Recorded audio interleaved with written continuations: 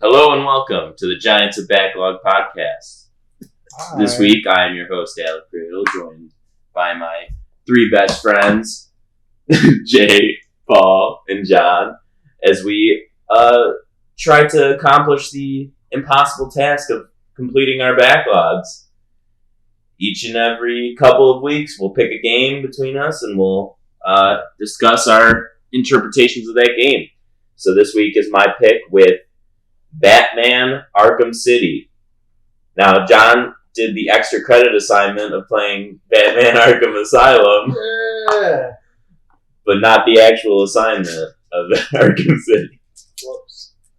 So we'll be discussing both games just for the fun of it because Paul and Jay have both played both at this point. I've played both, so I think we can have a good conversation about the Arkham series as a whole. Excluding Arkham Knight, apparently. That's just how we roll here at the Giants of Backlog. So, without further ado, I'd like to start off with a little bit of an icebreaker. And the topic of this week is superheroes in general. What are your thoughts on them? The medium. We've got so many superheroes coming at us from every different direction, right? We got the MCU, we got My Hero Academia, we got comic books, we got all sorts of stuff. Video games, movies, TV, One Punch Man. Like, the list goes on and on, right? Like, superheroes are a huge part of our culture as a whole. So, how do you guys feel about that? I think so. I just started getting into them. I just watched all the Marvel movies. I boycotted them forever because I thought they were all money grabs. They are. But I ran out of things to watch, so I decided to watch all of them. And I didn't mind them as much as I thought I was going to. I think it's crazy how big superheroes are in society and how they're like so like central to pop culture because they're for children and adults are watching it and stuff. Like, I don't know, it's a weird take, but what I'm saying is like, it's just strange to me that, like, the most popular movies are these cliche, cookie-cutter, grab whatever superhero we can find and throw it in, low effort bullshit writing, movies. And people can't see through that and they just eat it up. Yeah. Some good acting. Well, you And watched Chris them all, so Hemsworth. you did the same. Huh? You just watched them all, so I did the same, yeah. you're part of the problem. I wasn't for a long time, but I mean, yeah, I watch them all out of, like, just cultural necessity, right? At a certain point. which is so weird because superheroes are like, it's like It's supposed to be a Comic nerd, yeah. It's supposed to be a nerd thing, right? like kid thing, and it's like Now it's pop culture. Right. It's strange. That's And what it's interesting you mentioned, like, adults are the, like, main demographic now, but if you think about it, like, our generation and around there were kids when superheroes were awesome, like, that's in the bullshit, comics and though, stuff. because when our And parents before. were kids, they had comic books. Exactly. So Exactly. why is it just happening now? Well, I think it was like in the 70s and 80s when comics were out. Like, you were a nerd if you were like reading comics or collecting them, going to Comic-Con. And sometime between then and now, it's totally flipped. Yeah. It's mainstream. Like, people watch the movies. More people are into the comics. I don't know if it's flipped though. I think it's just become cool to be a nerd. Yeah, Yeah. nerd culture is huge now. I mean, we're talking about video games for our podcast. Like, that's just what we do. Mm-hmm.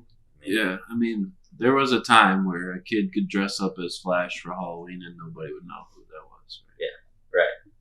Who? It's a Flash. We'll get beat up with oranges and socks. Yeah, I Not that I really know from experience. at the beginning of it, you know, I saw like the Iron Mans, like the first Guardians of the Galaxy and stuff, like the first Captain America, and then at like some point I was just like, these are garbage, you know. I'd sit through the whole movie, people would laugh around me, and I wouldn't laugh a single time. It's just like so low effort that they just copy and paste, and I think like it's getting worse too, because like the Wonder Woman movie, 1984. oh my I god, didn't even see that. that might be the worst movie I've ever seen in my entire life. The Cheetah Girl Oh, it I just haven't slapped seen that everything one. on.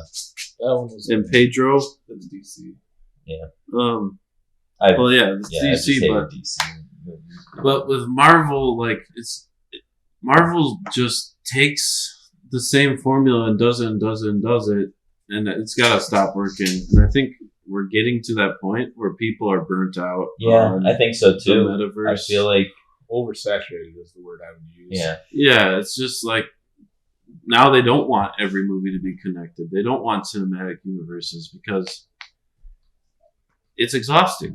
Yeah. You had to watch 30 movies? It was a lot. Yeah. Who wants to do that? yeah, I You know? did want to do it though. Because what was nice about it is like I prefer movies to TV shows because like it's concise. You spend 2 hours doing it, and then you can like go a while and you don't have to worry about the next one. Whereas a TV show, it's like a singular movie that's like 40 hours long, right? So it's like a real big commitment. Whereas like this was 30 movies. I knew what I was watching every time. Me and Chrissy were both on the couch. We were like, all right, what are we watching? All right, let's get the list out. Okay, and we didn't have to think. That's what was nice about it. yeah. And MCU aside, though, I mean, what about superheroes in general? Like, do they make some of the best storylines? Like you say, the writing's crappy in the MCU, but what about like One Punch Man and My Hero Academia? Like, and just like new superhero genres that are coming out, and even the like age-old storylines of Injustice, Flashpoint Paradox, like those comic storylines. Well, I dug One Punch Man, as most people do who watch that. I guess just every story is going to have issues. It's not going to resonate with everybody universally. Things that I like, other people won't like. And if superheroes is your thing, dope. More power to you. It's a great time. I really dug the Robert Pattinson Batman movie. Yeah. I really dug the Spider-Man game. I loved Into the Spider-Verse. One of my favorite movies ever. Yeah, it was really good. So, what I'm trying to say is, I want more of that kind of stuff that seems like all the passion went into it, and less of this vanilla, bland, only at face value, cash grab. Oh, here, this character is in this movie for 10 seconds. Click on this YouTube video. You may have missed Dr. Incredible over here. Walk in the background on this street. This Dr. Incredible. Yeah. Now. Oh. I just made, Is that, that made the- that guy up. Oh, okay. It wasn't. It's not a Pixar. It's not related. my alter ego or anything. But Well, yeah, there's good and bad. yeah, and that segues into the next like little snippet of that, as you mentioned the Spider-Man game. Are games usually done well within the superhero genre? No. And I think it took a long time for there to be even like a remotely good game. A lot of those were. I feel like PS2 Spider-Man game. that was okay. I feel like a lot of the licensed superhero games for the longest time were the cash grabs, right? Exactly that, yeah. And exactly. But now they're starting to put more energy and effort and passion, like you said, into making a game with superhero ties. I put a couple hundred hours into DC Universe Online back in the day. Mm-hmm. I liked that game. Really? I played it. I never played it. Wasn't there like a Spider-Man type in game? There was Super Speed, Flight, and I think one was like you can can run up walls, but the thing was like the other two had like you were really fast, and the one you in one of the types you weren't. So it's like, why would you pick that? Yeah. In games, even recently with Marvel's Avengers game, right? Yeah. That seemed more like a cash grab than a passion project. Right. And maybe it's just a product of being too corporate or having too many hands in the jar, but when it becomes watered down and has less vision and less inspiration, it's like, why even put it out? Why even waste your time consuming that media? Right. But if you're really passionate about it, like I spent a lot of time in Gears 4 and 5, and I didn't really like the story or the characters, but I did it because I'm invested, right? If you grew up reading all these comics, you're probably hyped for the next Fantastic Four movie. Yeah. The last one. That makes sense. Yeah. So, Yeah. it just depends, and nostalgia plays a big factor like it does in anything. Anything, yeah. Absolutely. Like, if you like the character, like you said, or the universe, like, you're gonna be invested in it. It's just like how every Digimon thing is shit, but you guys love it. That's true. That's Exactly. That's an absolute fact. Great. Was it allegory? Perhaps. Good word. Thanks. I think the problem is when companies think about like the business side of it. It's a lot easier to sell a new game that's from an existing IP. And superheroes, it was this big, like, fleshed out world, universe. Nobody had to lay the groundwork. They could just take something that was already there and make a game around it. And I think it tests better with focus groups, and it's easier to market when we can say, oh, look at these popular characters that people already love. We're going to make a game with them. And I think that's how we get to this point where you get so many sequels within a franchise, and you bring licensed project like Marvel games or DC games. It's a lot harder, I think, to make an original IP like One Punch Man or My Hero Academia, where you're making new characters and you have to think about, are people going to like this character? As opposed to saying like Spider-Man, a character people already love. It's just so much easier to sell the idea of Spider-Man than the new original property. Yeah, absolutely. You're taking a gamble every time you put something new and creative out there. So, segueing into the Arkham series, we'll start off with our hot takes. Jade? I have my hot take written down. Can you come back to me? Sure. John? I always forget about this. I think I moved your notes. Pass. Oh, They spilled the beer on it. My hot take They're is drying up there. I shouldn't say hate it. I did not like the voice actor for Batman. Kevin Conroy? Yeah, he's like from a bunch of stuff that's already. Yeah, I thought he came across flat a lot of times, and like looking at the game, I'll talk a little bit more specifically, but overall, I thought he didn't really deliver. Interesting hot takes, no rebuttal. My hot take was Asylum is 10 times better than Arkham City. What year was this Game of the Year or nominated for Game of the Year or whatever? Because like we played I had the Game of the Year edition on Steam. So does that mean it was Game of the Year or No, they'll come out with it, whether it was or not. Yeah, that just means it has all the DLC and stuff that came out after. so you can just slap Game of the Year on whatever you want? Yeah, Well, it's not like a real title. Warner Bros. Could make their own Game of the Year award and give it to their game, and now it's Game of the Year. Nice. As 2011, though. Yeah, that's what I thought. I said 2020, but it's 2011. That's when Skyrim came out. So This says Arkham Asylum was 2009. this is City he's looking at. I'm looking at it. Oh, I only played Asylum. Yeah. Yeah. I don't think it's Asylum one game. Did it? 2009 sounds right for Asylum. Well, if not, then nothing I say makes any sense. But I don't under 2009. I guess I could see that. 2009. They have to award for best game. No, it feels like a 2009 game. Yep. I mean, I don't know if that's a hot take, seeing how it came out in 2009, but that's all I got. Okay. That's good. This game that came out in 2009 feels like a game that came out in 2009. What a hot take. No rebuttal. My hot take is that all the games in this franchise are very similar to each other, and the changes that are made are pretty minute, that it doesn't make it a different game or impact it that much. Oh, hold up. I got one. The open world area in this game made it a worse game, and it feels like just one of those throw in open world for the sake of it. Yeah, it was like Shit. semi-open, not even. Well, in the areas where it was open world, it was just like, walk here. Mhm. Oh, you just finished this area? Go walk to this other area.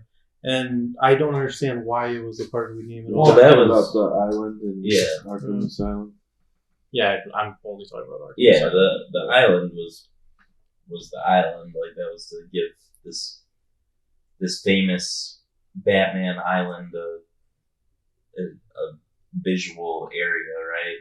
So yeah, a lot of the non-objective based areas. We'll get into it. I just think the game would have played a lot better if it was just fully linear. Open world felt small. It was small, and the only thing to do with it was walk between the areas where Yeah, you do stuff.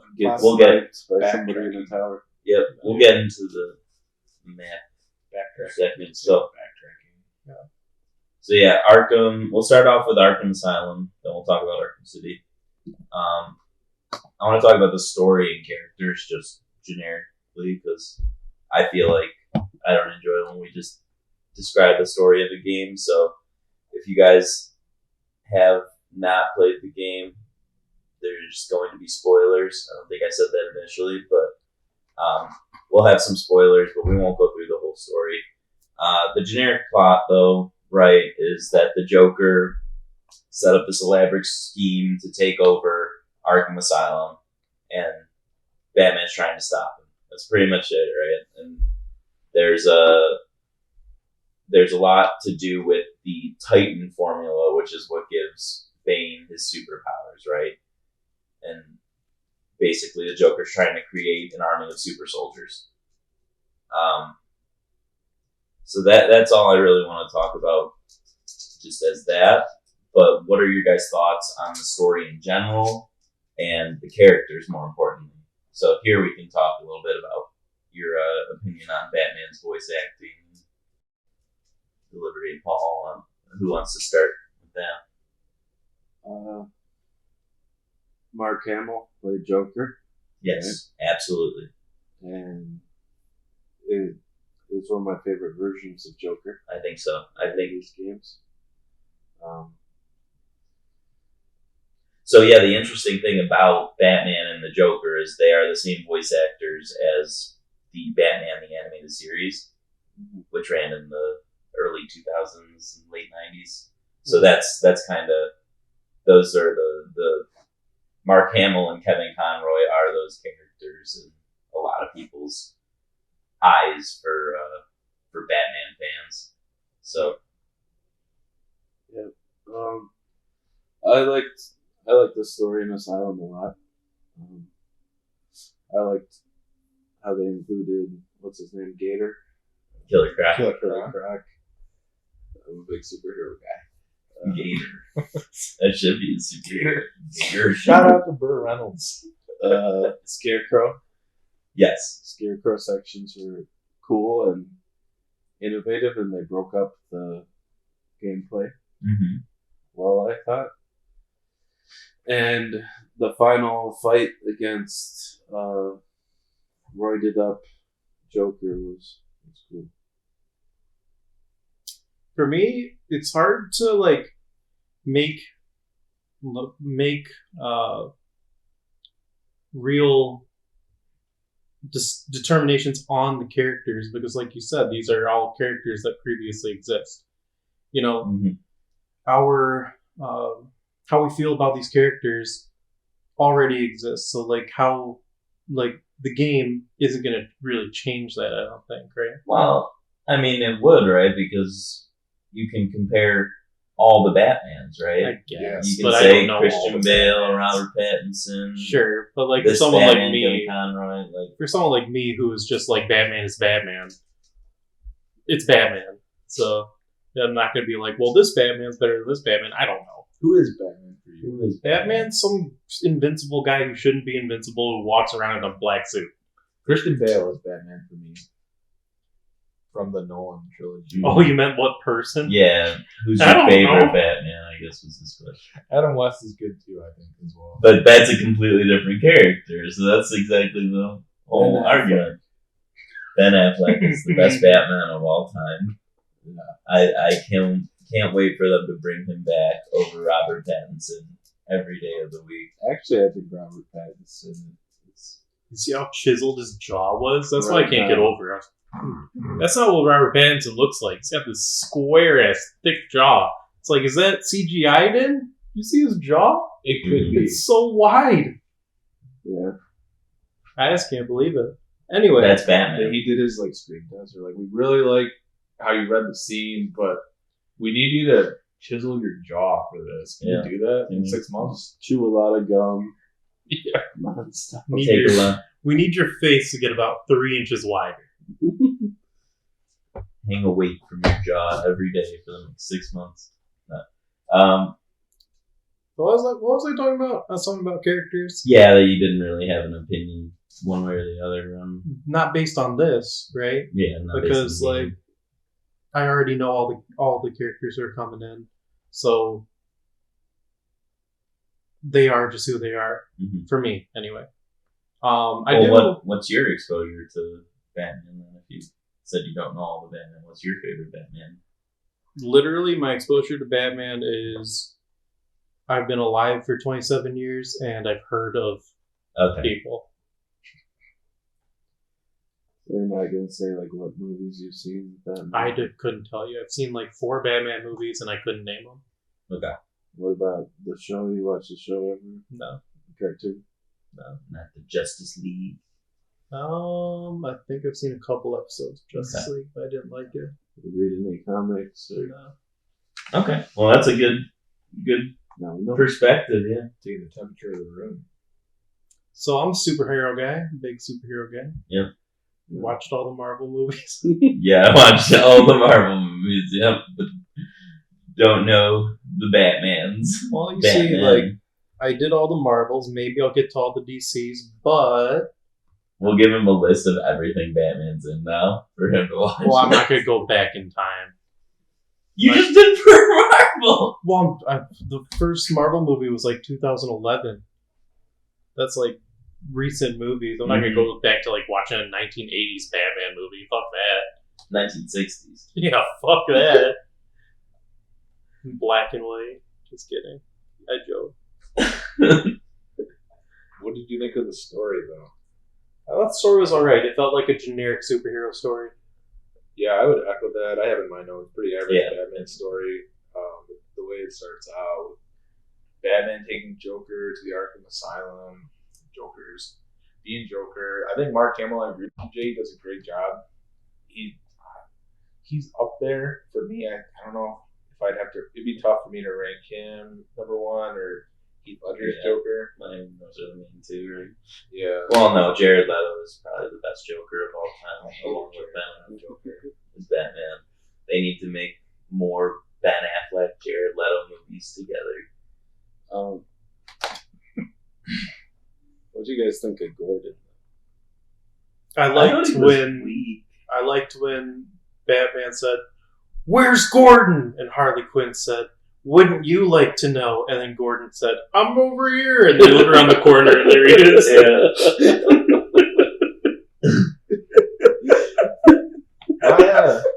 My gripe with what is the guy who voiced Batman's name? Kevin Conroy. So I thought he was just super monotone the entire time, no matter what was happening. He sounded the same. there's a scene in the game where Batman is. I think that's kind of the hallucinating. point, right? Well, He's stoic. I don't know, man. He's hallucinating after the Riddler hit him with the fear gas or whatever, and he sees his dead parents, and that's super traumatic for him. It's gotta be. And he's just like, shows no emotion in the voice. It's just the same monotone, and that really pulled me out of it because I was like, wow, I can't believe he's just nothing. Right. Dead parents reference in a Batman. And then, like, talking about the Nolan trilogy, Rare. where is he? Where is he? Like, where's Rachel? Yeah, like, I don't know. Like, that's kind of my expectation for like a Batman voice actor, bringing that to the game, I guess. Well, if Christian Bale is your Batman, I'm sure you would want that. But Yeah, for me, I wish Christian Bale would have reeled back his Batman voice by like 11. But whoever was the director, who directed this? Nolan was like, yeah, that's perfect. Just talk like that. Don't change a thing. Where are the drugs going? Where are the bombs? Where are they? The skills I learned in the mountains. Yeah. I am vengeance. Yeah. Vengeance. Yeah. But that's part of the draw to Batman for me is that the ridiculous voice. I do kind of want that too. It's a love-hate relationship. Yeah. Because Hamill does it for Joker. Like, Hamill that's does. how Joker sounds. Yeah. So I don't know. I just wanted a little more. Yeah, because like Heath Ledger definitely pulled from Hamill's character. Because he's got like the same kind of And Nicholson. too. Yeah. Yeah. I mean, It fits at times, like his Yeah. stoic kind of voice, but like the scene I described where he's hallucinating and he sees Martha and God, what's his dad's name? Thomas Wayne, and he's just Batgirl, or what is her name? Barbara. It's just the same voice. Barbara. Can you hear me? What was happening? I like when I was deadpan right there.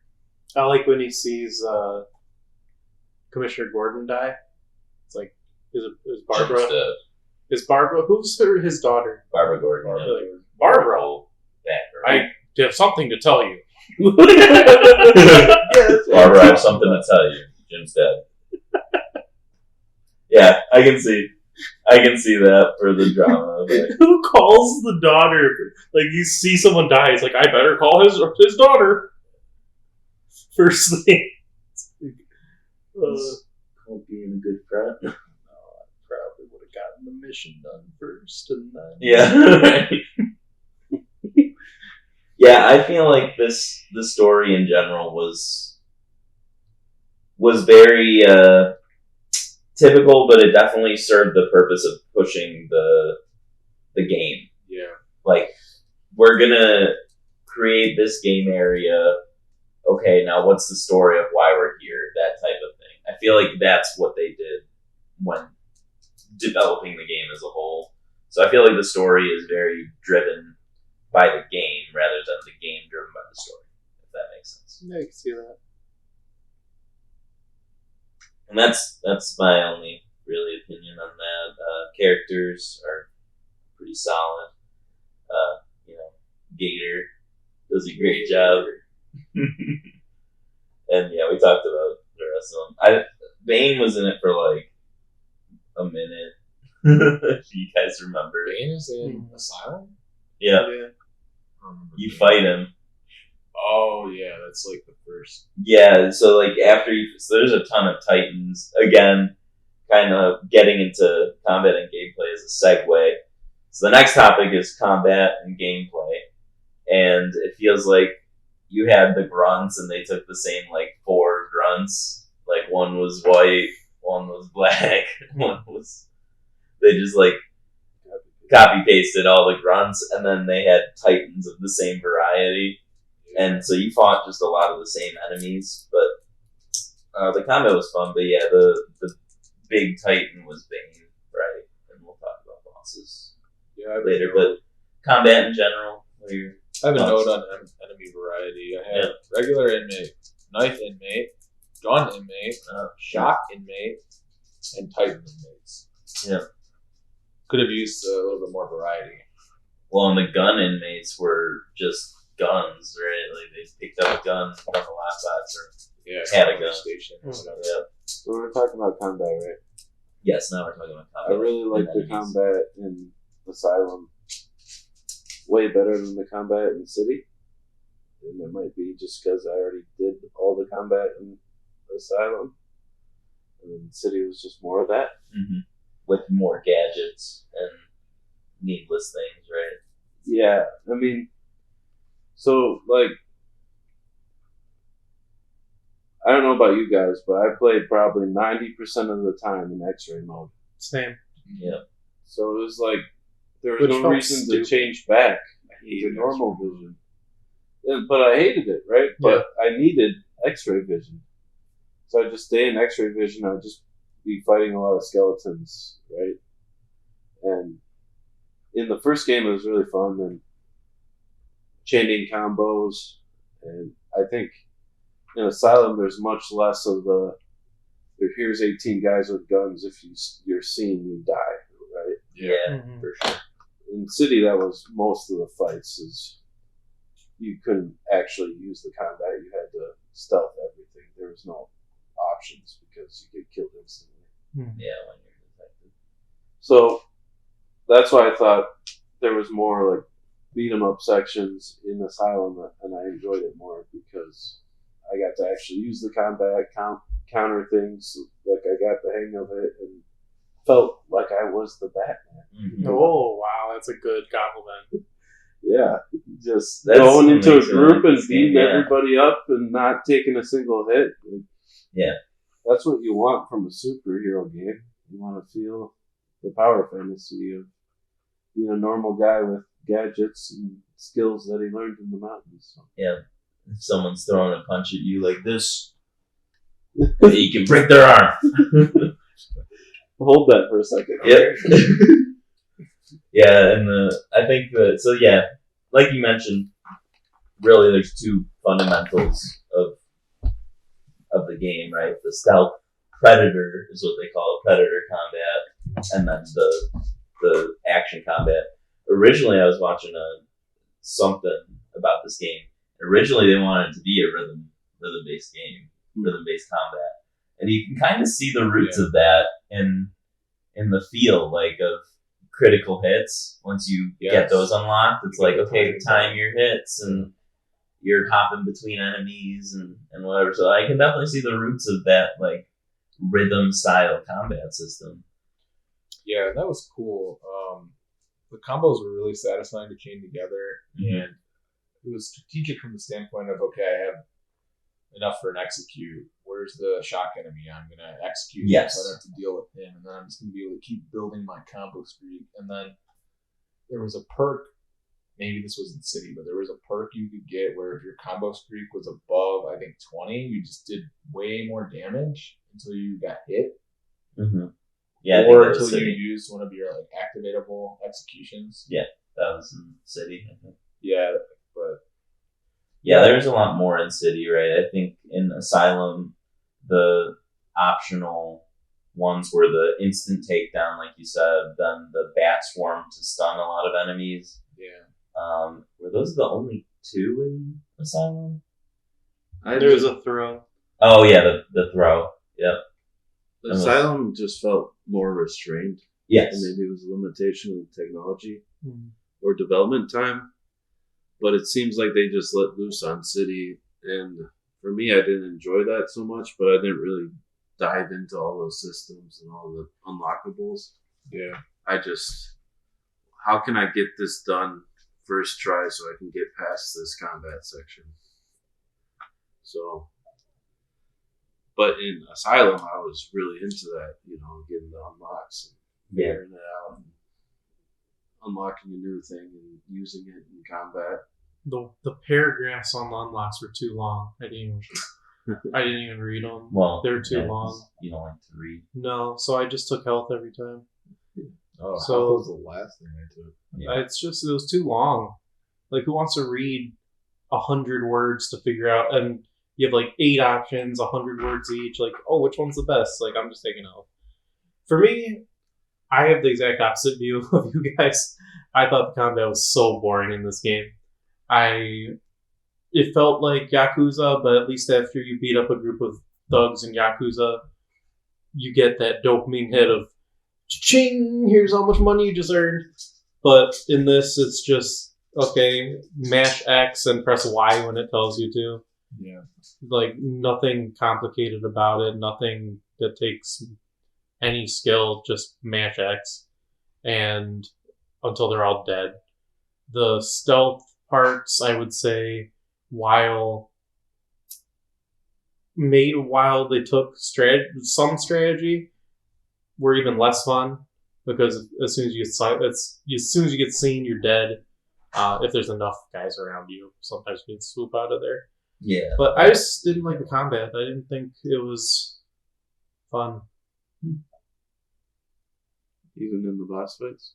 The boss fights were different. Okay. But I'm talking about like just throughout the game, getting through runs. Good segue to the boss fights. And then talk about the combat. Alright. So we had the Titans, right? Those were like the first bosses that were introduced. Yeah. Your guys' takes on the Titans. You had to beat up a bunch of them. They're the ones did. that run at you. I Yep, did you like, can- the mechanic when you get them down, you can jump on their back, and then they just be mauling through inmates. That was cool. And then the other thing I wanted to talk about was like the animations during combat in this game were really well done. I think probably cutting edge in 2009 when this came out. Yeah. And it just like that was fun to just kind of watch yourself just whooping some ass, being on the back of a Titan and just swinging. Yeah. It was fun to fight other Titans that way too. I like when they threw multiple. Exactly, yeah. You would just beat up the one Titan with the other Titan Yeah. and then hop on the next Titan and Stop beat hitting it up. yourself. Stop hitting yourself. Yeah. Yeah, that The was same fun. character model. Yeah. Stop hitting yourself. And then the Bane fight's the same thing.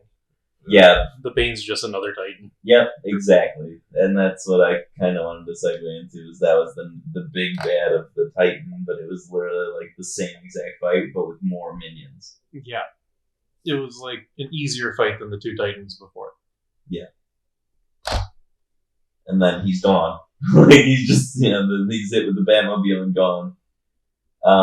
Scarecrow, I think that's critically acclaimed as one of the best like bosses in this game because it was so unique too that it changes the gameplay up to this stealth 2D platformer almost 2.5D platformer. Even when you first encounter Scarecrow, when you walk into that morgue and you are going through the doors and things are changing and you're not getting out, and what is it? You open up the curtain, or you pull open the sheet and it's you, right? Mm-hmm. And then you get into the Scarecrow fight. It's like, that room was creepy. I didn't know what to do when I was in there. I was like hiding in a corner. I'm waiting for him to pop out because I didn't know, what the fight was going to be like or what exactly he did yet. I didn't realize we were going to go into like a hallucinative state.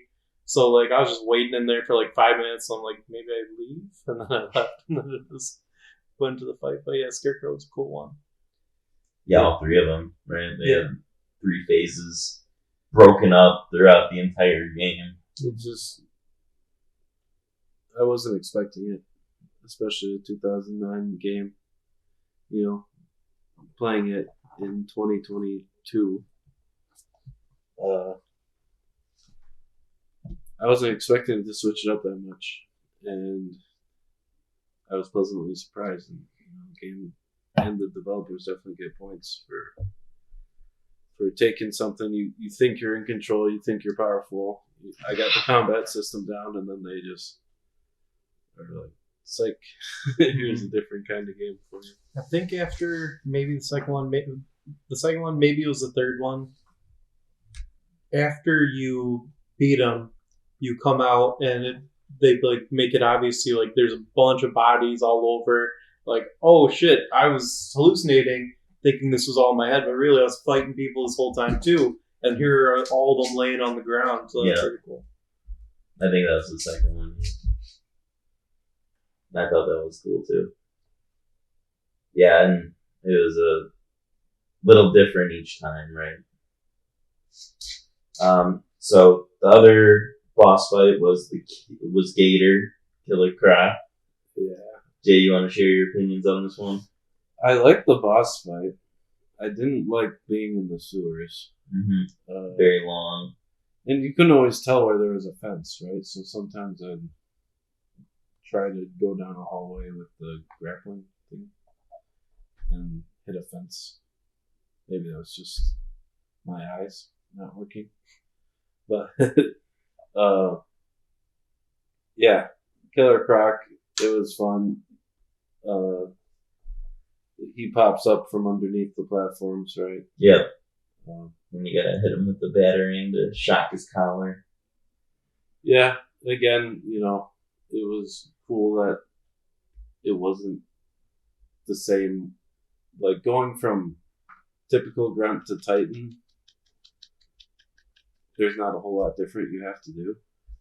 But going from that to Scarecrow to Killer Croc, you have to be utilizing all the tools in Batman's utility belt, and that's what I think shines about this Batman game is you showcase Batman's versatility. Mm-hmm.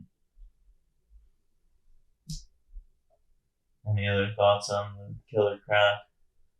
I wish that they would have done a boss fight like they did with Joker.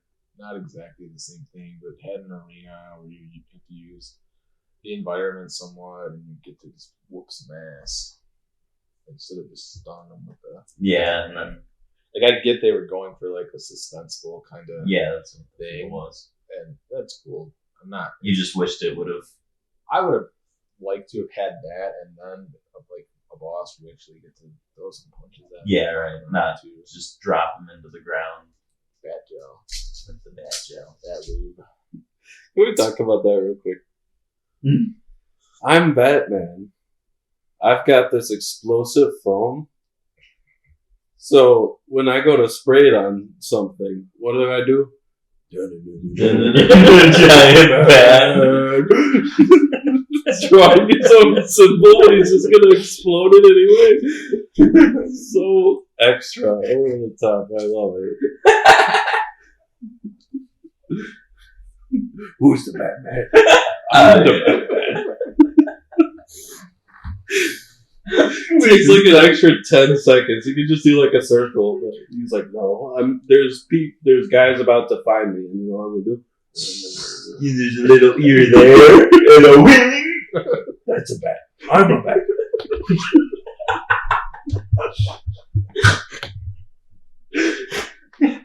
You're worse nightmare. I grew this before I exploded and killed them. Nobody's gonna see it. But guess what? Batman sees it. It's the little thing. That'd be like if you had explosive gel and you're like, I'm gonna draw my name every time before I blow it up. Rocksteady's like, how will they know they're playing a Batman game if it's not a bat? Funny. This is a good one. Oh, the next boss is Poison Ivy. This one utilizes the explosive gel. I don't think he has time to draw a bat, though. I don't know. Does it not in this?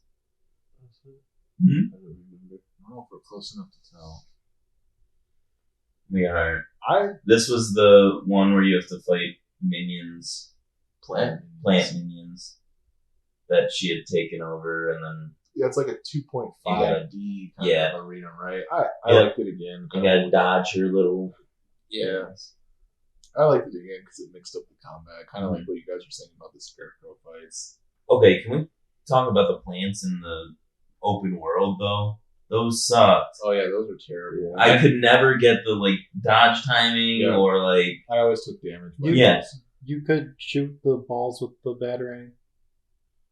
Yeah, you could do that. What? I almost never used the What I didn't know is that you could destroy them if you walked up. Yeah, you can walk up to them. That's always what I ran straight at him and always took damage and then killed him. But yeah, because I took damage from him so many times, and then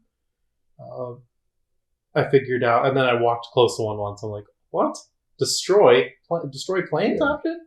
It's like, okay. I guess. So like 80% of the game, I was just running past them, taking damage every time, and then I had to backtrack through there.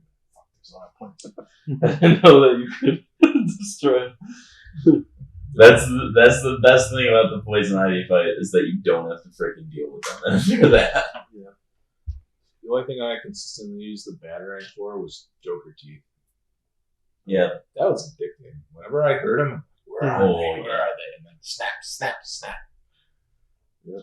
That was satisfying. A little dopamine hit every time. The little things. Mm-hmm. Yeah, the poison ivy fight I felt was probably a little bit of the weaker ones. I mean, I liked it. It was I a liked it gimmick. too. It wasn't as innovative as the Scarecrow fight, but it was different. Yeah, it broke up the pacing of the game. That was very repetitive combat. So then the final boss is the Titan Joker. Any closing thoughts on that? I think it did well as a final boss. Mm-hmm. Calling back to stuff from the very beginning of the game, and then it has, the cutscene that we were looking for, right? Like I didn't leave the game, feeling like, well, that ending kind of sucked. It ended and I was satisfied. Good Batman game. I turned it off. Yes. Yeah, it was. I thought it was cool to actually fight Joker, because in a lot of the movies and other media, you never really see Batman fight Joker. Like if he catches Joker, he just punches him once and he's down. So I thought that was unique, something that you don't see a lot in other media, other movies. I'm thinking of mainly Batman actually fighting Joker fist to fist. Yeah. Because it doesn't make sense, right? Because Yeah. Joker can't fight. Joker's just a brain. Yeah. But when he's injected with Titan, then he actually can fight. Yeah, you're putting up a lot of damage to him. It's 3 phases, as is the holy number of video games. And yeah, you just pulling him with the back claw, and then he's getting his nails stuck, and you just beat the shit out of him. Mm-hmm. I thought it was satisfying for a final boss fight. I liked it, and yeah, it made me feel like a good Batman ending. Joker's broken teeth being wheeled back into the asylum, and Batman walks off into the break of dawn, having saved the day. And he goes, wait, I forgot to find 300 Riddler trophies. Yep. Good segue. Collectibles. Let's talk about that next. Did you guys get them all? Here's my question. Was there really a riddle to solve with every single Riddler trophy? No. You define the location. There were different types of Riddler trophies. Riddle. They were broken up into the Joker teeth that counted as a riddle.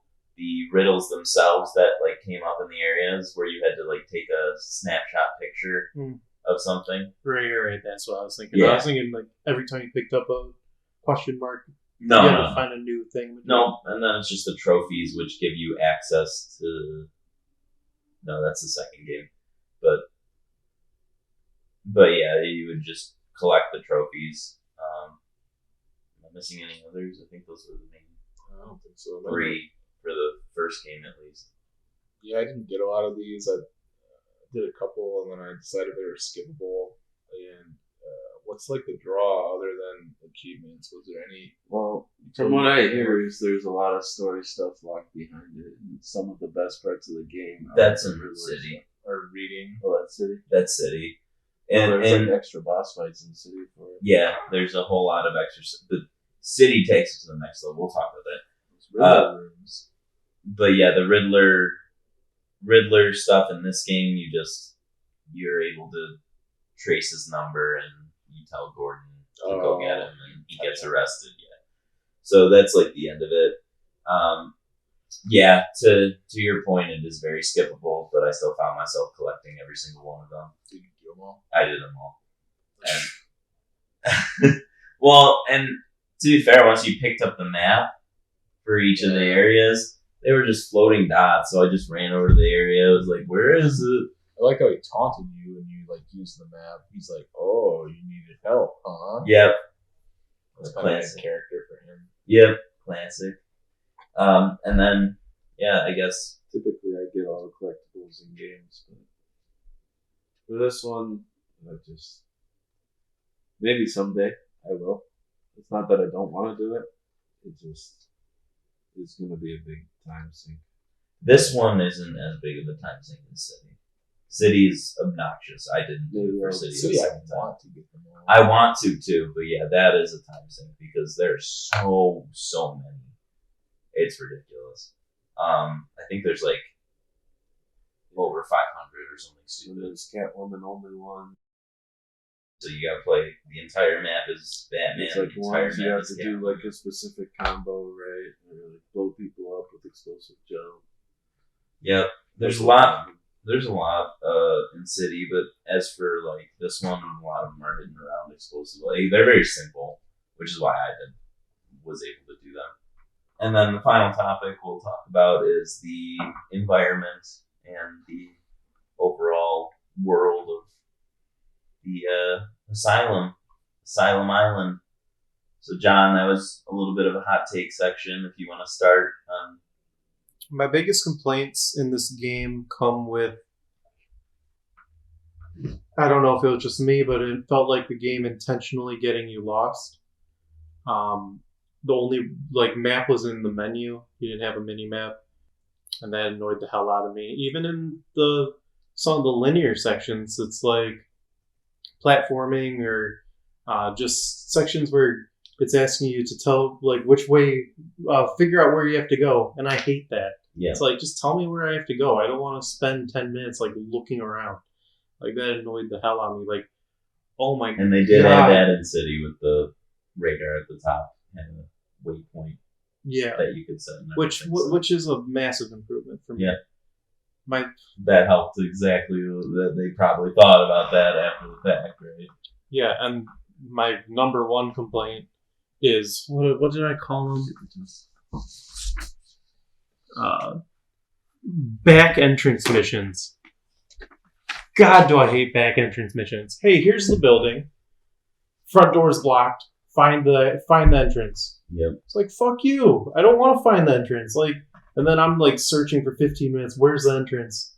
Can't find it. Getting on the roof. Go looking around the sides. And then the one that I could not find is the vent right above the front door. You used detective vision? I did. I just was looking right past it, I guess.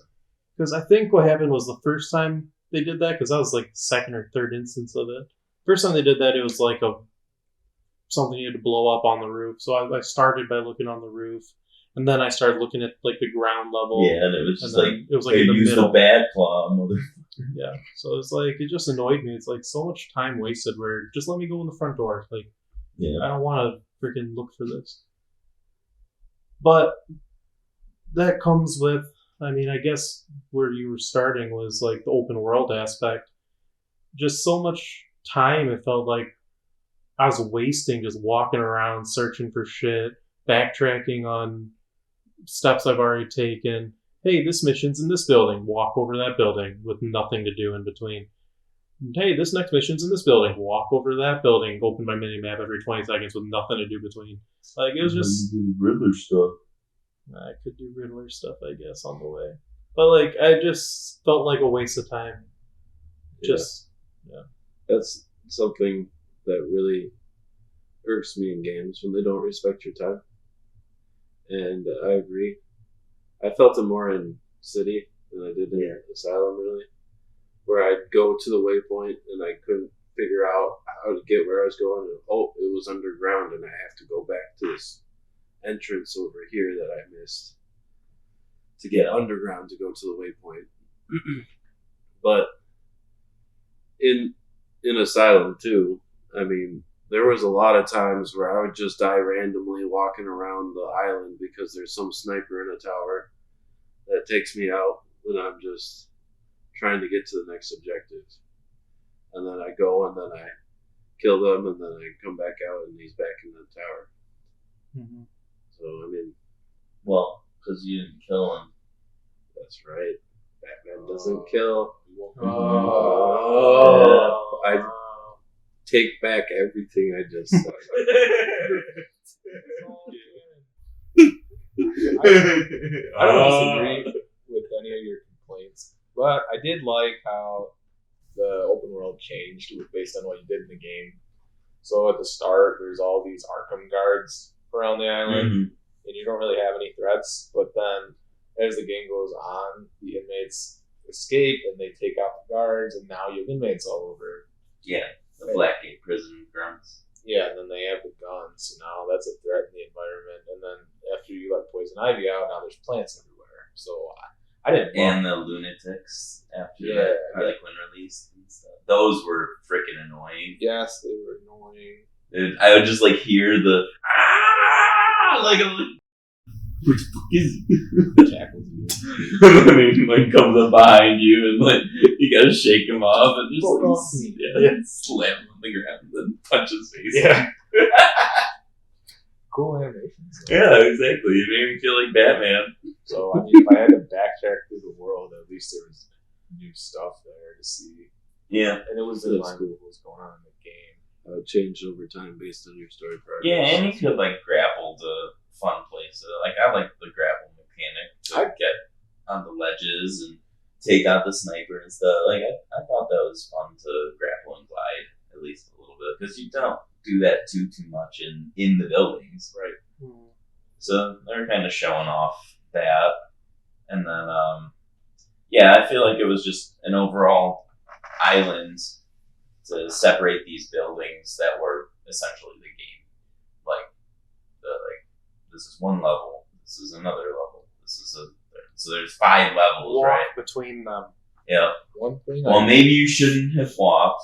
You could hold to run, and you can grapple. There's other options. Yeah, but then you gotta go between glide. west and east, and you're on the south side, and then you go through this.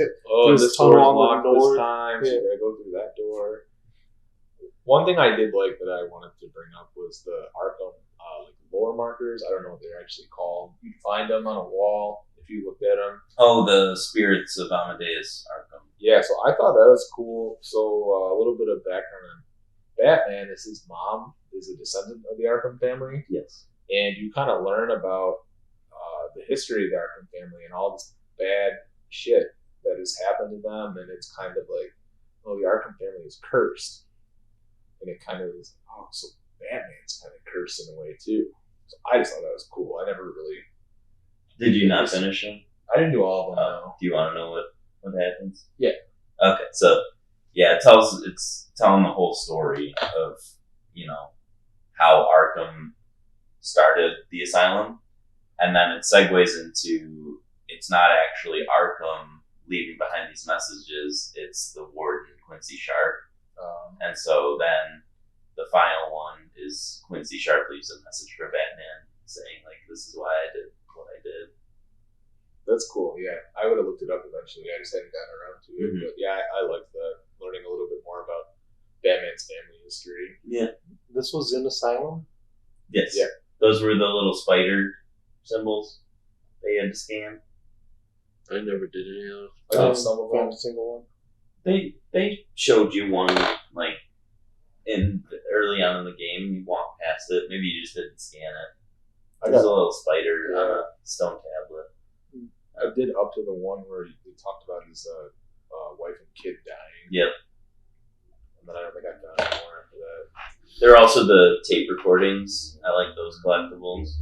I'm just a fan Because of those those. Those were fun if you actually listened to them. Yeah. I thought they were cool stories for each of the. You had to The pause people in those game, areas. right? No, you could let them play. Oh, okay. But if as you walk you too were far running. away, you didn't hear them anymore? No, good as Oh. long as you didn't leave the area. So it was, I liked how, I really loved how Bioshock 2 did that. Mhm. So I'm always a fan when games like do audio Yeah. logs instead of making you just read something and stop. Yeah, and it was like Harley Quinn's backstory and the Joker Yeah. talking about whatever the Joker talks about, Killer Croc, Gator story. So yeah, I think those were fun too. But yeah, let's get into the meat and potatoes of Arkham City and We'll feel free to compare them as we go through it. I got one miscellaneous thing before we move on.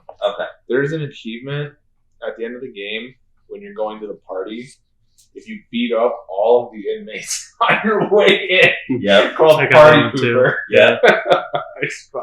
I just chuckled. I thought that was clever. Yeah. But That's a fun one. Did you guys get that? Yes. Mhm. It took a couple tries, honestly. I didn't do it. I didn't want it to. It was my party. Yeah, they were clapping and they were. Really? Yeah. That's funny because I just started hitting them Oh, as soon no. as I got there and I got the achievement. I'm like, but wouldn't everyone do this? No, No, you didn't have to. I- He said if you didn't attack the guy at the bouncer at the door, you would be like, Yeah. Batman, you're the guest of honor. It's like you're the only name on the list. Yeah. And then you would walk in, and all the guys are in their hats, like clapping, and then you would just walk to the end of the room and open the door. I stopped. I debated. I was like, shit, they're not going to attack me? Should I fight them? And I was like, I'm going to beat some ass. Mm-hmm. That seems like the Batman thing to do. Yeah. So I thought that was cool. Vengeance. Vengeance. I am vengeance. No one throws a party for me. Without my knowledge.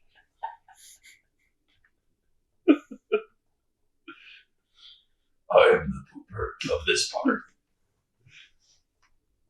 All right, Arkham City story overall. Do you want me to give the synopsis first? I just want to do a quick note on the style of Arkham City. I talked about it with Paul a little bit, but it's hilarious to me how Poison Ivy, Catwoman, they're like super hyper sexualized, Yes. like ginormous butts And and boobies. boobies and hardly wearing any clothes or skin tight clothes. And Batman is a walking truck rectangle. He's Is just- that not hypersexual? Yeah, I mean, if you're into shapes, I'm into fringes. he's like the block in Unblock Me or something. He's just a walking square.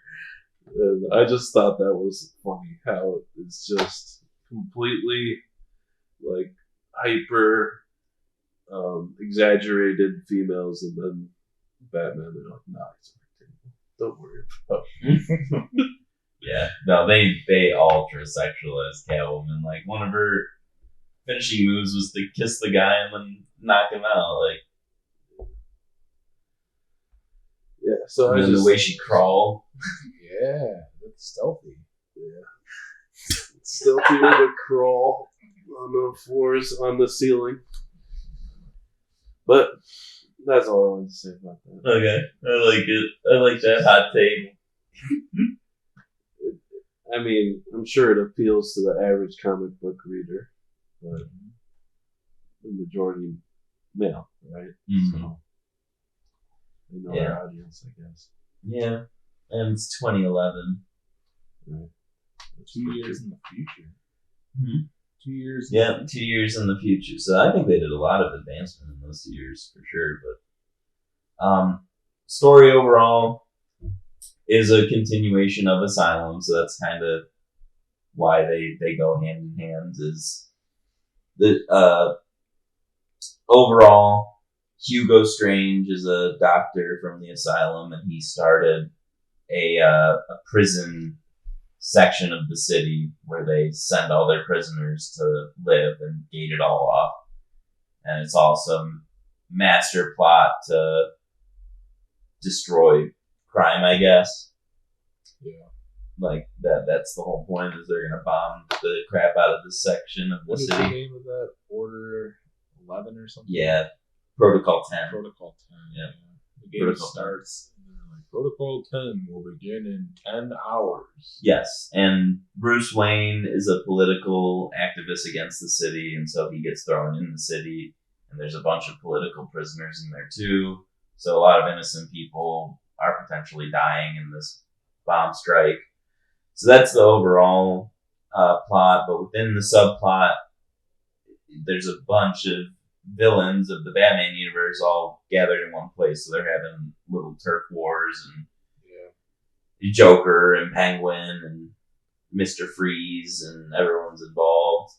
And the Joker is really sick from Titan, and so he injects Batman with the same illness, and so now there's the subplot. In addition to trying to stop Protocol 10 from destroying everyone, you got to find a cure for this disease before it kills Batman and the Joker. So those are the main two plots. And to do that, he's got to meet up with Ra's al Ghul. Yeah. Ra's al Ghul. Ra's al Ghul. Yeah, and I thought there was another bad guy too. oh, there's Bane's there. Bane's in this Yeah. one again. Bane's just a side mission. You don't even fight him. Yeah. You do if you do is finish his side mission. You don't fight him. You just trap him. Oh, you're right. Yeah, it's not even a fight. It's dumb. I forgot how it ended. Yeah. He just runs past you into a. Yeah, exactly. It's lame as hell. Yeah. But yeah, well, I thought it was kind of cute how each one's goons had different uniforms. yeah, I like All that too. Joker's Two-Face. guys were dressed up as clowns. All Two-Face guys were wearing half one, That was Catwoman. half another clothes. Yeah, and you have a whole Catwoman side story, right? Where He plays Catwoman. her shit's getting stolen, and she's got to get it back from Two-Face. Yeah. And one comment about that, the story section with Catwoman, where you have a choice to make of whether or not to go back and save Batman or walk out of the city. I'm curious on what you guys did. I walked out of the city because I was thinking, what would Catwoman do? That's what I was thinking too. She'd just leave. So Yeah. I just left, and then credits rolled. I was like, oh, I beat the game. Got the bad ending. Yeah, it was the bad ending. It was, yeah. So I went back in and saved Batman. What was the bad ending that the whole world got destroyed or whatever? Yeah, they just blew up the area, right? Yeah, and Batman's dead, so then crime leaks off into the whole city. Yeah. All Gotham ends up being destroyed. Yeah. I went back for Batman because she loves him. She loves money and whatever she stole. I don't remember what it was. But, yeah, the Catwoman side plot was okay. It was fun playing as Catwoman, different, switching it up. I don't know. Every time I played as Catwoman, I was like, I just want to be Batman. I like playing as Catwoman. I thought her combat was faster. Yes. And I enjoyed that. And then some of her animations were a little over the top for sure, but some of them were cool. Yeah. They took forever though. Like when I go to execute somebody, I always get hit before the end of it. Yeah, they were just doing. The events were quicker, I thought. They were, because again, like you said, they were over the top. Like they were trying to make it sleek and sexy. And That was the only thing that was annoying. I want to execute this guy, but it'll take half an hour. They're like traversing the city, having to jump up walls. Yeah, I hated that. I just want to be Batman and grab yes, the I hated that. Yeah. I hated the jumping on walls. Yeah. Like, yes, I understand it's realistic, but also just freaking. It's not realistic at all. She's got a whip that can extend to 400 feet. Yeah, just pull yourself with the whip. Yeah, I know. That's exactly what I was gonna say. Like she hits the wall instead of the top, so you gotta go to boing, boing, boing. Any other thoughts on characters that stood out to you, or move on to Penguin. combat changes? I didn't like Penguin in this game. I like Penguin. Do you know who voices him? Who? Nolan North, Drake from Uncharted. Yeah, Oh, I didn't know that. exactly. Wow. I know. Very impressive. I had no idea. Yeah. And Two-Face too. There just wasn't a whole lot of Two-Face. No, Two-Face was the first 5 minutes, right? Yeah, and so he wasn't really a threat or anything. Robin shows up for like 2 seconds, and Batman says, "Go home. I can handle this." As he's alone." dying, yeah. Yeah. And Robin's like, "I can help." And Batman's like, "No, I'm gonna go die." I'm gonna go die. They changed the voice actor for Harley Quinn in this one too. I think. Yeah, I think so. I like this voice actor better than Asylum. Yeah.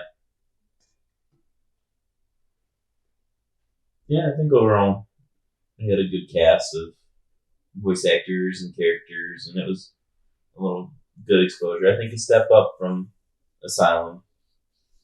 If we're ranking the stories right now, comparing who wins, stories and characters, Asylum or City. You say Asylum.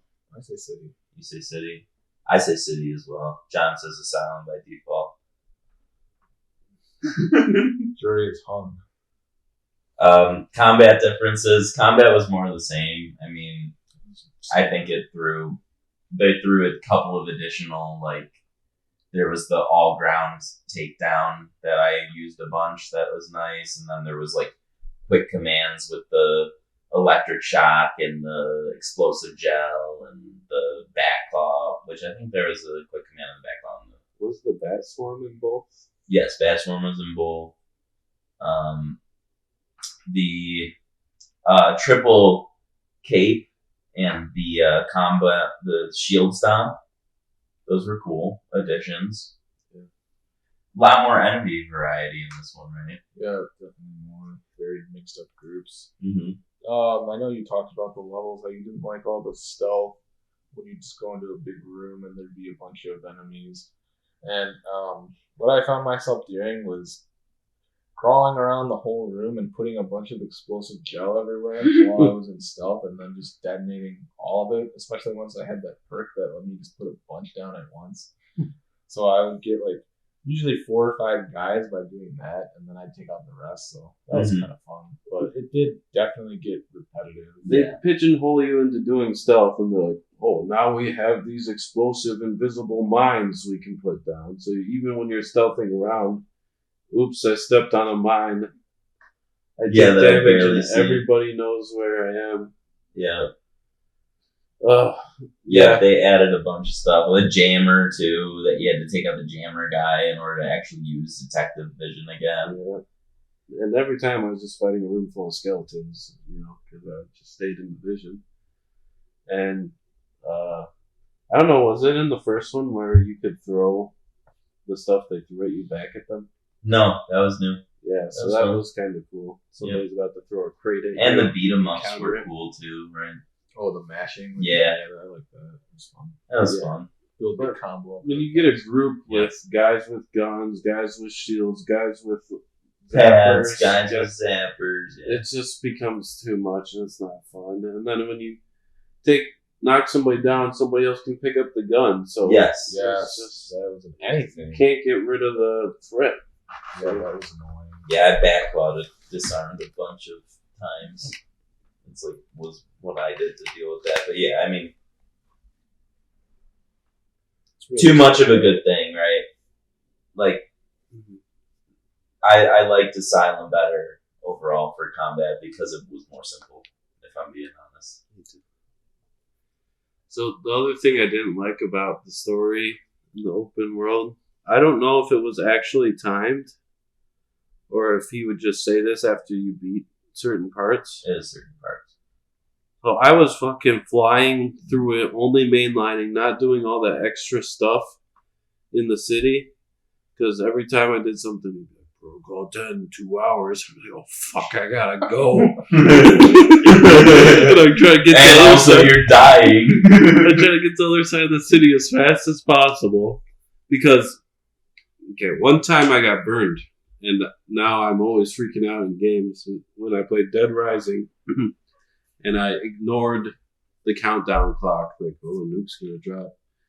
I was like, yeah, whatever. I'm having fun shooting dildos at zombies. So, driving a tractor through big hordes of zombies, I'm not gonna rush through this game. And then the nuke dropped, and I had to start over. And I was like, wait, the game can actually hard reset you? So now whenever there's any kind of countdown in the game, I freak out. I gotta go. What was the countdown on Dead Rising? I don't know, a certain number of hours. There's just always a clock ticking in the top corner. I'm like, whatever, nuclear countdown. Doesn't matter. I didn't think the game over me. It's wild. That is Which is a typical Protocol 10. It's a typical thing in every Dead Rising game, or most of them at least. But I jumped in at 4 or whatever I was at. And yeah, so with that guy constantly talking, it seemed counterproductive to me, to the story, or to the open world aspect. Yeah. Because why would I spend time dicking around with Riddler trophies if I only have Protocol 10 happening in 2 hours? I gotta move. Main objective. And that meant that every enemy in the open world just served to slow me down. I either zip right past them or they shoot me as I'm flying over them, and it just wasn't fun to me. I was just like, let me get to my destination. Yep. We'll talk a little more on that. Combat overall, though. What's your thoughts, Paul City or Asylum? I would rate them about, I wouldn't rate one above the other. They were good in both games. It was extremely samey. Yeah. City, maybe they added a little bit of stuff, but overall they felt about the same to me. Okay. And you prefer Asylum, I prefer Asylum. Yeah, it just showed more restraint, I think. So the bosses in this game, more Titan-y henchmen, but this time you have the beat 'em up and the cape stun.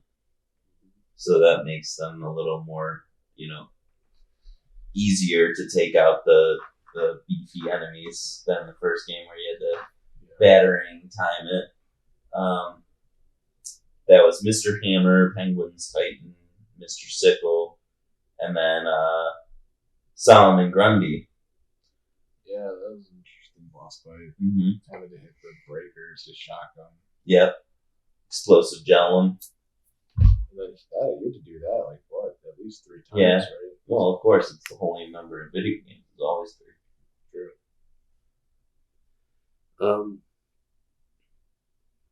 Yeah. Did you like Solomon Grundy, Born on a Monday? Yeah. Christian on a Tuesday. Mm-hmm. Wednesday. Married on a Wednesday. Buried on a Wednesday. Married on a Wednesday. Married on a Wednesday? The buried. Married on a Wednesday. Sick on a Thursday. Works on a Friday. Died on a Saturday. Oh. Buried on a Sunday. That's it. Okay. What? It's a nursery rhyme. Solomon Grundy.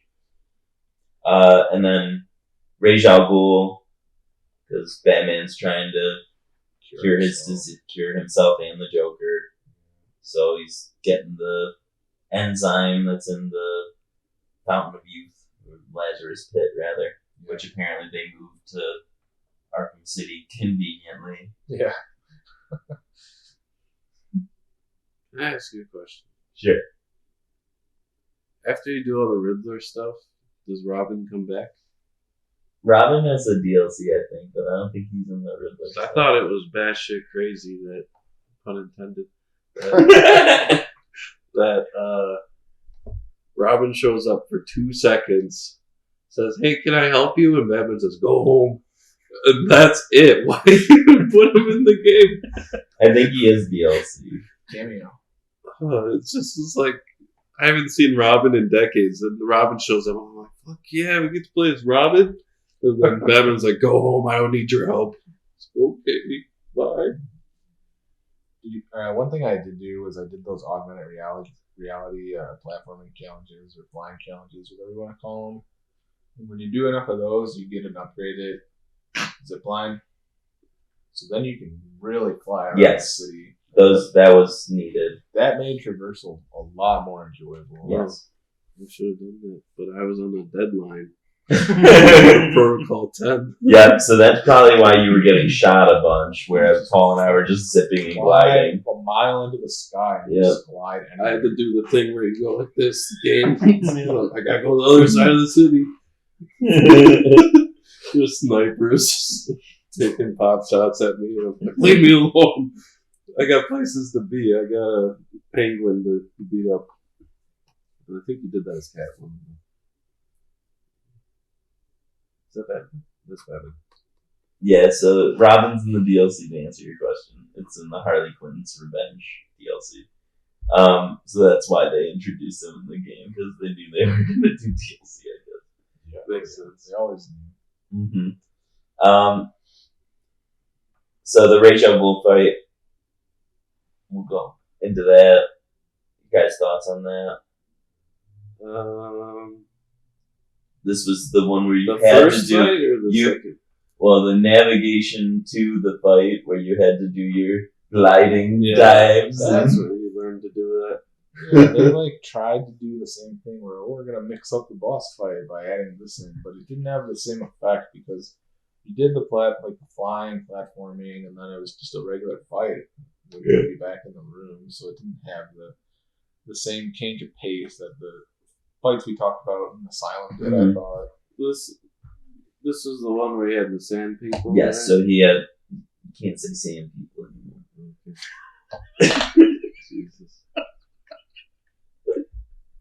This- Where like they show up multiple. yes, of him. And it's also the one where he's he's a giant sand person, Hey, and you have to shoot it with the electrical gun in the openings. Okay. That's that one. Alright. It was good. I liked it. It kind of showed Batman's conviction. to not kill, John's right? dying over He's like begging him, like, kill me. And Batman's like, no. Yeah. It's like, alright, Batman, you don't kill, you get it. No, he doesn't. That's the rule. Yeah. And then what's her name? Talia? Talia, also hypersexual. Yes. Yeah. But they have a kid together. Well, yeah, she's got the hots for a rectangle. Who doesn't? I love fridges. So the next boss fight I have on here is Mr. Freeze. I thought this one was pretty cool. This is the stealth fight. Yeah, I liked it too because it forced you to use different tactics Mhm. because you would adapt. Every time, yeah. So I had a hard time figuring out what to do for the last thing. Right. And I don't remember what order I did them in, but I spent a little bit of time on this fight just because I'm like, what's left that I haven't done? Yeah. And then I don't know. It makes you think outside the box for some of them. And like, so you could either do a window takedown, behind the back takedown, the shocking thing Yeah. was the 3, and I don't know if it was 3 or 4, but it might have been 4. There's one you could do from under the vent, right? Yeah. Oh, and then you could electrocute him in the water, Yeah. under the vent. Couldn't you just like jump down on top of him? Yep, Yep. a top takedown. So there were like a good variety of options, I felt like, but yeah, it might have been 4 or even 5, but yeah, it was tough he would follow your heat trail, and then occasionally he would send out the sensors, which immediately told him where your location was, so then you have to start all over, leading him into another trap, so. Yeah, it was a nice change. Mm-hmm. I think Once it, you do it twice, you kind of yeah, know what to do. and then, Oh, Batman did this thing that I hate where, like, yeah, you figure out, okay, I've got to do different things, but then Batman doesn't shut up about saying, like, I've got to change up my tactics, or the same thing won't work twice. He just keeps saying that the whole fucking time. It's like, I get it. I don't know, I don't remember that. Well, like I said, I spent a good amount of time trying to figure out what I need to do Yeah. for the last one. I knew I had to mix it up. I just Gotcha. You were just trying to hide from him until you could. just looking around the environment to see if there was anything I missed. Yeah. I just want to talk about the last boss fight, just to sum it all up. The Clayface boss fight. You don't want to talk about Mr. Penguin with Mr. Freeze's gun? Yeah, sure. Well, I just want to bring it up because he was invisible for me. I had a bug. There was a floating Mr. Freeze gun in the middle of that room. That's awesome. And so you had to take him out. And he's like, I have to take out Penguin. I'm like, where the fuck is Penguin? I can hear Penguin, and there's this gun shooting at me. Penguin's got Mr. Freeze's gun. And I'm like, okay, how is he shooting it though? He's not there. Telepathic me. And so when I finally made it up to the floating gun, I punched it, and then I think it goes right into a cutscene. Yeah, it does. And so I punched nothing, and then boom, cutscene. Penguin shows up. Really funny bug. That is awesome.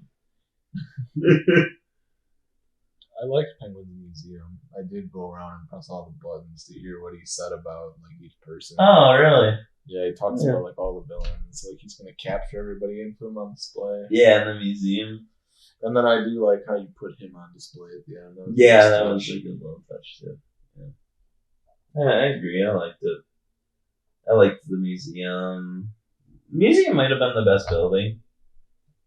It was irritating going back to the Gotham PD department like 3 times. Especially after the front door was locked. Yeah, and then you had to slide under. You have this largish open world, and it was kind of disappointing to me when all interiors and exteriors were the same, like browns and blues, dark, drab. Yeah. All run down. There's like nothing visually distinct, really. Right. And also, I want to say that the Batarang controls like ass. Yes. Mm-hmm. That was hard when you had to do the... Those are the Remote worst. control I battery. was stuck the longest on those parts, just Yeah. having to do the Batarang, send it back, go through the thing. Yep. I All in kept- slow because and you're trying to do it I precision. did it 100 times, and then Batman's like, I should electrify my Batarang when I hit the fuse. And I didn't know that, so I kept hitting it, but since I didn't press the right button to make it go electric Batarang, nothing happened. What the Well, you fuck? had to I run was- it through the electric. Like, Yeah, that's Yeah. what it was. I was Yeah. just You had kept to hitting the find- fuse. not only the button, you had to find the electricity like halfway across the room and then reverse through it. Yeah. Yeah, they controlled that. No, I agree. Yeah. I I agree. tried, and like I don't think there's an option to invert, No, I don't think so Mm-hmm. it kept going the opposite way I wanted it to. Because I play inverted the flying games. Because you're a joysticker. I'm a heathen. Yeah, the last fight. I just want to talk about the last fight with Clayface. What are your guys' thoughts on that? I thought it was a cool fight. You got to freeze him and then like cut him up, basically. Yeah, it was a long fight. It was a long fight. Kept going. But yeah, I beat it first try. It wasn't especially difficult. No, it Yeah, wasn't bad. I might have died 1 or 2 times, but I didn't think it was especially hard. Just long. Didn't know how much health he had. It was neat though. Did you do any of the side bosses? Well, you didn't because I was you had a gonna protocol 10 to stop. stop. I finished Gaines Quest, and I did Mad Hatter. Yep, I did the Mad Hatter too. I think those were the only 2 I did. There was the Hush ones. Oh. The Dead Body. I didn't finish them, but I did originally finish them. And then there was the Deadshot ones, where you had to use the bullet trajectory to trace where you shot from. I don't think I did that one. I wanted to do the Zaza one, but I didn't. Oh, yeah, the finish it. phones. Yeah, did you do that one? I finished those ones, yeah. Okay. Every time I heard a phone, I was like, I gotta run to the phone. Protocol 10's coming. I mean, I answered the phone, and Yeah, I did the same thing. they were like, "You need to go do this thing now." I'm like, fuck that. I'm not going across the whole city. Yeah, I was like, I got Protocol 10 to stop. I can't go around and dick around with phones. I only got 9 hours left. And then he murders a victim every time you don't do the phone. Yeah, but then the timer runs out and it goes, "Ha ha, Batman, you lost," and then it like resets you to your last like checkpoint. It's like, what the fuck? This was a side mission. Why is this doing this? I only played 2 hours, but I tried doing one of those once, and I was like, I'm never doing that again. That's so funny. Yeah, that basically sums up my city. My experience is just... It's the trope with open worlds, right? You're the dragonborn, and yet you're spending 30 hours doing alchemy, mashing up butterfly wings. It's fun. Yeah. But in a game like that, there's no, like, if you don't do this right now, You lose. you lose, right? Yeah. So it was a stressful game for me because I was going so fast. Every time I died, I'm like, oh, fuck, this Protocol 10 still ticking. Like, I didn't know. I guess I should have looked it up. Yeah, it's like the Senua's curse. Yeah, I never looked that up. I didn't know until you told us. Yeah. Well, I had the same anxiety that you had in the game where I was like, shit, I just died 3 times. How many tries do I get before I have to start all over? Were any of those optional boss fights cool? Like the Mad Hatter one, like it was nothing special. It was cool. It was interesting. Like, that was drugged out trippy, yeah. Batman, and then you got like the costume you could wear too. With all it was Batman's eyes glow and his ears are crooked and like chewed up. Mm-hmm. I don't remember the Hush fight, but the Deadshot fight is just stealth to get to him and then take him out underneath. I did that one, and then I also did the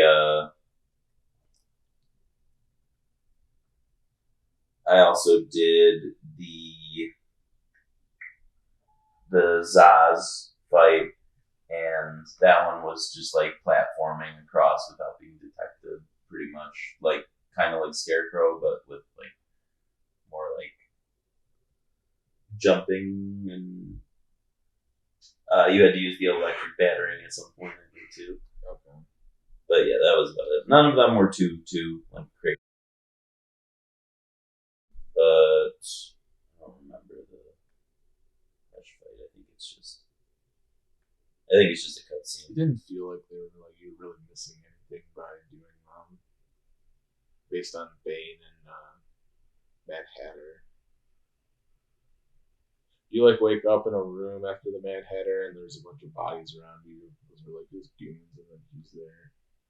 And then you call, I think, Barbara or Alfred, and you're like, I took down the Mad Hatter. He was not a threat anymore. That's it. Gotcha. And yeah, that was it for the optional boss fights as well. So Riddler collectibles we discussed at length. Like, I didn't do them all, but I only got 3 rooms done. The rooms were cool though. it was cool, yeah. I want to go back and eventually do those, or maybe I don't know how to do it. I might just look up like the rooms. Yeah. But they were cool. I failed like 4 times on the guessing game one because I didn't use detective vision. Yeah. You're just trying to actually guess. Yeah, like I'm watching, I'm like, I swear it was that one. I saw it. You can just turn on detective vision and it just like shows which one it is. Yeah. It's funny. Well, and it actually shows like the guy going down. Yeah. And then like over and then out. But yeah, it took me like 3 tries, but I tried to do it legitimately. Stupid me. Should have cheated. But yeah, I think I want to go back and do the Riddlers as well. I did them originally on PS3, like back when this first came out. And yeah, I remember like there's a Catwoman Riddler final boss fight. Catwoman, Riddler, Batman, all 3. You switch between the 2. It's a pretty cool fight. Yeah. But yeah, I don't like that it's locked behind hundreds of collectibles. Yeah. credits rolled, and then after credits, there's a small Catwoman cutscene where her stuff is stolen by Two-Face again. Yep. And then there's like another room full of guys with guns. And I just jumped straight to Two-Face and knocked him out right away. And that ended the fight, so I was like, yes, I don't have to fight all of them. Yeah, they keep respawning. Oh, I didn't know that. Yeah. So you're supposed to only focus on Two-Face anyway. Good. And then, so I unlocked you can switch between Batman and Catwoman. And I started going around doing the Riddler stuff. Oh my God. There's so much. They're everywhere. Everywhere you look, there's Riddler trophies. And like, I'm doing the electricity magnet one, taking the ball over. And they're creative. I was looking at the huge list, and there's like 6 lists of 50 each Riddler trophies, and some of them are you need to do this in combat, that in combat. There's no way I'm ever doing this. I did it back in the day. I remember doing them. You have dedication, man. Yeah. I never got the platinum for this game though. Even back in the day, because on top of all the content in the game, the DLC. There's the challenges. Oh yeah, the combat challenge. We didn't even talk about those for Asylum or City, and I don't frankly really want to. I did them all for Asylum back in the day. They're freaking hard. They're like, you have to get your timing right and do a certain amount of variation, and then not get hit at all. Like, they're hard. So yeah, I never got them for City, because in addition to everything I did for Asylum, you then had to do 5 times as many things for City, because there were that many more combo variations, right? So it's like, now you got to do a double freeze and a shock and an explosive jet. Like, it just gets obnoxious. So never did those. So collectibles for this game are ridiculous. I'm just gonna leave it at that. Yeah, I did the gimme trophies, and that was enough to open 3 rooms. Yeah, I think I did 2 or 3 rooms for just the ones that I got naturally throughout the process. So any feelings about this map, open world? I like that it was open. You were outside a lot more, and I liked grappling around. They kind of. I feel like they filled it a lot more too, right? Yeah, I mean, it was like there were a bunch of buildings, but other than fighting beans on the roofs, like, you didn't go on as many as maybe you do in like Spider-Man. Right. Like, I think Spider-Man overall feels better to go around the city, but I enjoyed like just zipping high into the air and gliding. Gargoyle statues outside. I get it. Why the fuck are there gargoyle statues in the like normal room? It's Gothic. Video game stuff. Logic, I guess. Yeah, City's called. that's exactly what it is. And like I said, I was always in detective vision, so it was really annoying to me flying around the city, and all the goons would be like, "Oh, Two-Face's guys are over there," like, just constantly. Yeah, or a political prisoner, or like, yeah. So it was just, that was a little bit much, but probably could have been fixed if I just turned off detective vision. The voice acting for the grunts definitely was annoying. yeah, they recycled the same dialogue after a while. It was loud. Wow, each faction only has one guy who talks. He's everywhere. It seemed like they reused a couple areas a couple times. Yep, copy pasted a lot. Yeah. Which is, they wanted to make a big open world in 2 years. I get it. Yeah. And there's some Shadow Colossus DNA I felt in this game, with climbing the tower at the end to fight Doctor Strange. You know, you Mm-hmm. have to climb out on the edge and then grapple up and then shimmy across over and Yeah. pull yourself up. It was basically like the final boss in Shadow Colossus. Yeah, and this back running a little bit. I like that. I like that allegory. Shut up.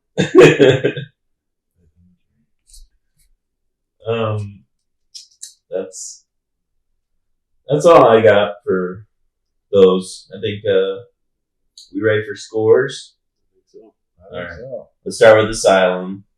Start with you, Jay. Asylum I really liked.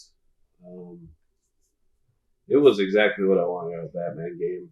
Not too long, concise for the most part, linear. Just going through, you get a decent Batman story and you get to feel like the Batman, drawing your Batman graffiti and explosive gel all over the place. I like Mark Hamill a lot and it was fun. So Arkham Asylum, I give an 8 out of 10. Yeah, we'll go with you, Paul. Arkham Asylum. It was an okay game. Story, I think, was pretty average for a Batman story, which is probably good by video game standards. I don't know. Nothing in the game really shined to me. The combat was fun. It was pretty simple. Especially when thinking about games like Spider-Man, where there's just so many more combos, and there's air combat, web combat. This was just like John kind of said, you're just mashing X to build your combo meter, and then you can execute guys. I liked it. I thought the length was good. I liked how the environment changed based on what was happening in the game, and Joker's a strong villain. Overall, I scored a 6 out of 10. John? For me, Asylum's a fine game. Fine, usually for me, would rank somewhere between a 6 and 7. But with this, there was not enough that I found fun and too much that pissed me off. So I give it a 5 out of 10. Okay. And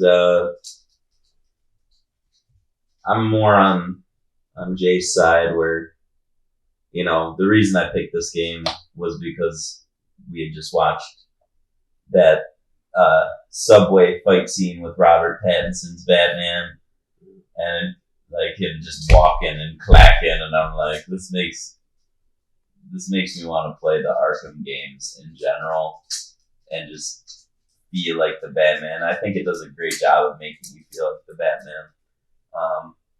I like the size. I think it's a great size.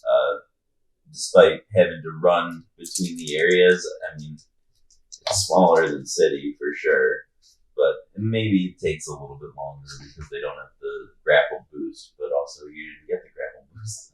We'll talk about that in City's review. But yeah, it's a smaller game, and I appreciate that, a smaller story, so I'm also giving it an 8 out of 10. Arkham City Raves will go in the same order. So Arkham City, I would have enjoyed it a lot more if I looked up that Protocol 10 doesn't mean game over. And also it's not actually timed. Because you know me, you know my type of gaming. I like to take a knee, do collectibles, do side missions. And I missed out on that stuff in this game, and I think that's some of the stronger stuff, right, in the game. So just purely mainlining it, which isn't my typical style, I didn't enjoy it too much. I was stressed. I was trying to get through combat encounters as quickly as possible, and doing that led to mistakes, so I'd die and I'd be frustrated I have to do it all again. It didn't really add anything having that countdown with him going, like, why does he have to say 10 hours, 9 hours? What does that add? Right? And it just seemed like they had a great little nugget in Arkham Asylum, and they blew it up, and they're like, let's make it open world, because that was the craze in 2011. Yeah. Every game had to be open world. Still crazy. Let's add 1 million collectibles, because that was the craze in 2011, and it's still the craze. So, to me, by blowing it up so much, it watered down what I thought was so great about the first game. It still had great bosses, you know, some really memorable Batman moments. Mm-hmm.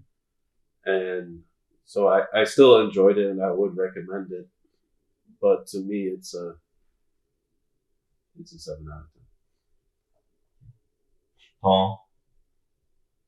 My feelings on City, so they had a good core game with Asylum, and I feel like they were able to improve on that design, especially with the traversal around the world. Like the grapple boost, just being able to fly around as Batman, and a city environment compared to the island of Arkham. I enjoyed that a lot more. Combat was still fun. I don't know if it was improved a ton from the last game to this game, but still enjoyable. That beat 'em up style. I like the story a little bit better with this one. You fell for the old dead Joker trick again. A little bit of a twist, like The old dead Joker. the old dead Joker trick. But I enjoyed it. It felt more like a modern game to me, I guess.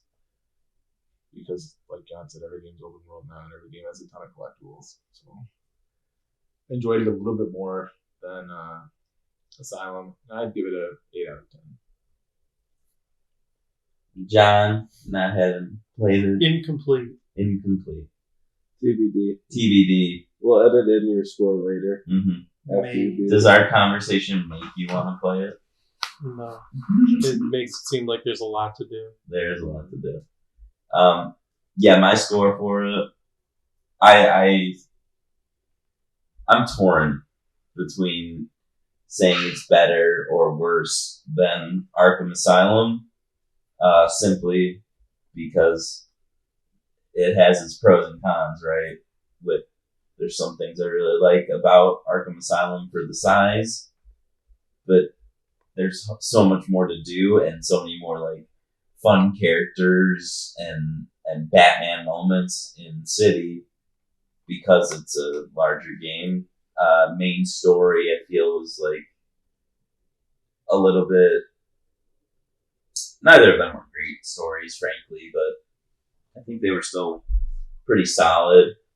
And overall for City, I think the improvements they made for me were mostly on the performance side. I felt a lot better in City at times than in Asylum. Like sometimes in Asylum, particularly in like stealth, I would like go to do the takedown, but I would be like just outside or whatever, and you just like do the counter motion and like, what the hell are you doing? Or like I'm trying to climb a bar and like, you know what I'm saying? Like, Jumps out, goes yeah, he just like, yeah, he just dives down instead of drops down. Like, there are things like that that were irritating to me, and maybe they fixed them a little bit in City, but they also had little things that were irritating to me in City too. Penguin being invisible. I think Penguin being invisible probably was a great one. Still in the game 10 years later. Yeah, I want to say it's a better game than Asylum overall, because I think that's what critically it is, but I'm going to say that it's exactly the same, for me at least, and give it an 8 out of 10. Can we talk real quick? We never mentioned it. Death scenes. The death screen. Mm-hmm. Where they come taunt you. Yeah. Sure. What do you guys think about those? I thought they were clever and funny. I mean, Yeah, they were until I kept seeing the same Yeah. one over and over. Yeah. it depended on the section, right? It depended on where you were in the game. I think it was on like which enemy killed you, right? Yes. Yeah. So like if one of Penguin's goons killed you, Penguin would show up and Talking shit. I'm Penguin. Yeah. That was a good impression. It didn't do anything for me. I just was like mashing X, like, come on. Skip. Yeah, I like some Protocol of the Jokers. Well, weren't there some where like, "What, you can't die? Yeah. I need you, Batman." Did you listen to Joker's voicemail messages? Yes. Yeah, they're Yeah. hilarious. Those are good. Those were. A direct line. Why didn't we set this up sooner? Yeah, there was like little funny moments that I appreciated in both games for sure. Yeah, I was happy that Joker was still so heavily featured in this Yes. one. I was kind of worried, like, oh, they're gonna, because I don't think any of the other Batman villains are as cool. So it's like, oh, I was thinking like, oh, it's gonna be a different Batman villain, and I don't know if I'm gonna be as into that, but I was happy to see him show up.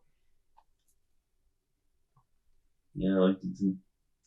We Alright. didn't talk about Joker dying. Yeah, Oh yeah, we did. that is true. Yeah, the end of the game, Joker dies. I kind of like what I said earlier about how they really show like Batman doesn't kill.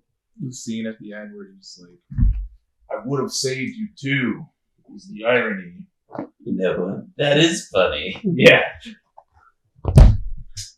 Yeah, that's a good ending too. Yeah, I think so too. And it's the end of the era, right? That was the whole point of it. Was, you know, they were done, but then they made Night. So, Who's the bad guy in Night? main big bad. I don't Gator. remember. Gator. Oh, it was a new villain. It was the Arkham Knight. Oh, okay. Yeah, so that. Which, spoiler for Arkham Knight. Wait, not really. I could say more, but I won't say anything more. You know what I'm saying? I'm gonna play that someday. Yep. It's on my backlog. Yes, the main bad guy is the Arkham Knight. Okay, so that's all I have. This was the Giants of Backlog podcast. Thank you for watching, and we'll be back in 2 weeks with a whole new game. And the next pick is Jay. Correct? I've been playing the game a lot recently. I played it when it came out, then I took a long break, and now I've been spending a lot of time on it. It's a fighting game, 3D, medieval. The game I'm picking is For Honor, the campaign, because I never played through it. So, if you guys want to do some multiplayer too, that'd be cool as well. But, yep, that's my pick. Nice. Cool. All right. Well, once again, we are the Giants of Backlog. Please, if you like this episode, share and subscribe and all that jazz. We appreciate every little bit of support that you and the community give us. And we'll see you in a couple weeks with For Honor. Thanks.